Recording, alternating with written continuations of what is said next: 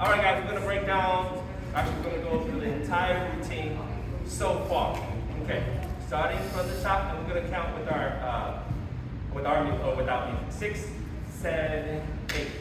1 and 2 and 3 and 4, 5 and 6, and other side. 1 and 2 and 3 and 4, 5 and 6 and 7 and stop. So what I do is I kind of think of that as one big chunk, right? So every time I go to the right, then I go to the left.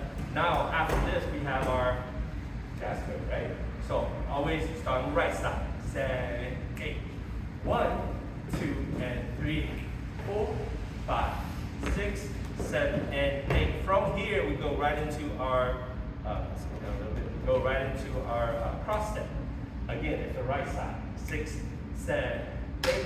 1 and 2, 3, 4, 5, 6, 7, 8. Now we go into our jazz square again. We're starting from the left side. 7, 8. 1, 2, and 3, 4, 5, 6. Into cross step.